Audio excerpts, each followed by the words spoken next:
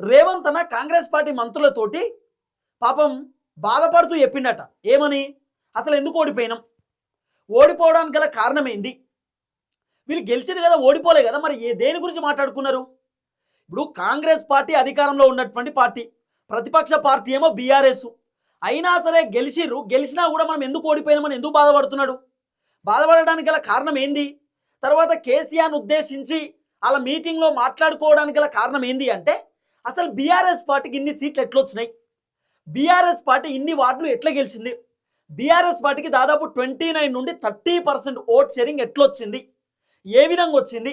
కేసీఆర్ బయటకు వస్తలేడు, కేటీఆర్ ప్రచారం చేస్తున్న, హరీష్ రావు ప్రచారం చేస్తున్న, అయినా కూడా జనాలు పెద్దగా పట్టించుకుంటలేరు అనేటటువంటి ఒక చర్చ కూడా ఉన్నది.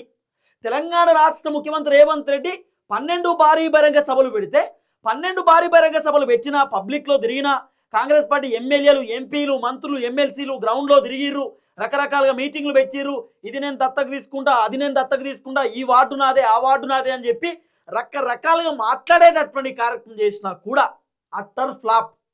అనుకున్నటువంటి రీతిలో సీట్లు ఎందుకు రాలేదు, అనుకున్నటువంటి రీతిలో ఓట్ షేరింగ్ ఎందుకు రాలేదు, అన్ని ఓట్లు బీఆర్ఎస్ పార్టీకి ఎట్లా పడ్డాయి, అట్లీ ఓట్లు బీఆర్ఎస్ పార్టీకి రావాల్సినటువంటి అవసరం ఎందుకు వచ్చింది, అసలు రీజన్ ఏందనేది రేవంత్ అన్న కాంగ్రెస్ పార్టీకి సంబంధించినటువంటి మంత్రులతో మాట్లాడుకునేటటువంటి కార్యక్రమం చేసిండు అనేది కూడా కొంత వినబడుతున్నటువంటి చర్చ.